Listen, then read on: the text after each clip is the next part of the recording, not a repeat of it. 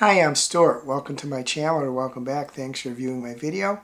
In this video I do the conversation / book tag 12 books I would save in the apocalypse. I was tagged in a video by Daniela, Uncommon Reader. I'm going to repeat what she said to properly credit the creator of this tag. Today I'm joining a conversation / book tag started by Mark at Book Time with Elvis called 12 Books I Would Save in the Apocalypse. There are two parameters for this tag. Choose books that you have read since being on BookTube. Do not choose books in volumes or a series. What's your dozen? Share in the comments. I'm curious. I initially mentally debated what being on BookTube meant because I started watching BookTube videos about 2.5 years before I started posting my own BookTube videos. I decided, though, the intent of this really means that the time when a person actually started posting BookTube videos, which for me was late in 2023, so a little over 1.5 years. The way I went about deciding my books is I looked at, for 2024 and so far in 2025, because no books really qualified in the 1 month in 2023 when I first started publishing BookTube videos. I looked at that 1.5 years and I looked at my 5-star, 4.75 star, and 4.5 star books, and I chose from amongst them. Eliminated ones that were part of a series because that was one of the requirements. I don't often reread books, so it's a little hard for me to do something like this. But I try to think of what books that I would enjoy on a reread, the best I can figure it. I won't say too much about each of these books, just a little bit. The first book is All Hallows by Christopher Golden. This is just a really good horror novel set on Halloween. And also, it's set in I think you call it a cul-de-sac in a Massachusetts town in the 80s. And in addition to the horror elements, there's a kind of a dark underbelly to the area. Could probably do a Stephen King Small Town Proud, the dark underbelly. So you have the horror elements and then you have the stuff festering underneath, going on in the families, in between families. The second book is Natural Beauty by Ling Huang. This is a good body horror novel. It has commentary on the beauty industry, how Western beauty standards prevail and others aspire to those. Just a really good horror novel.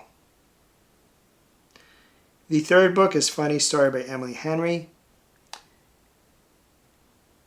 This is a romance, but to me it's almost as much about friendship. A group of friends, starting when they're in college, one joined the group after college, but a group of 6 friends every summer would go to a town in Maine where one of the members, their parents, had a house there and they'd stay there for that week, and that's their happy place.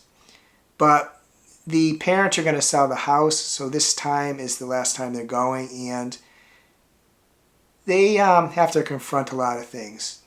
As I said, it's part romance, but to me it's just as much about a friend group and how as you get older, you can still remain friends, but you eventually have to let go of the things that from your younger years and kind of reconfigure your friend group. The fourth story is Clowns vs. Spiders by Jeff Strand. The title says a fair amount of what the book is. It's a really good horror novel where clowns are literally battling with very large spiders. But what sets this book apart is it's just so funny. The clowns adhere to a code. Clowns were doing well before Stephen King published It, and then that gave clowns a bad name. So they've really had to struggle to get work, and they get work in a haunted Halloween attraction, and that's where they meet up with the spiders and battle them. What's funny is how they try to stick to the clown code despite what's going on. The fifth book is A House with Good Bones by T. Kingfisher. The hero in the story is an arachnoarchaeologist in her 30s, work is a little scarce at this time, so she goes to stay with her mother. And there's things that occur in the house. It's a really good horror novel. And I really love T. Kingfisher's heroines. They're really real. The 6th book is The Starless Sea by Erin Morgenstern. This book, there is a underground group that protects stories and books, and they're in a battle with another group for control. And this book is interesting in addition to the premise, because the first book, the first half of the book seemed reality-based, but the second half became vibes-based, and it's the first book I ever read where I really understood what the term just vibes means. It's a little jarring, but both parts of the book were really good. The 7th book is This Poison Heart by Kaylnn Bayron. This book is a YA horror fairy tale retelling. Reese is in her mid-teens, and she lives in Brooklyn with her 2 moms. She has control over plants, and plants have an affinity to her. They actually bend toward her. And her moms really want to hide this power from others. And it's not too hard in Brooklyn because there's not that much vegetation, but Reese inherits a house in upstate New York from a aunt who she never knew, and goes there with her 2 moms and discovers her, the extent of her powers. Really good story. The 8th book is A Center by Ayesha Manazir Saddiqi. In this book, the heroine is kind of struggling. She is the daughter of 2 well-to-do Pakistani citizens, and they're still living in Pakistan. She does English translations for Bollywood films, and she's floundered in her career and her love life. She gets a chance to go to a school where they teach you language in a few weeks, really immersive school, and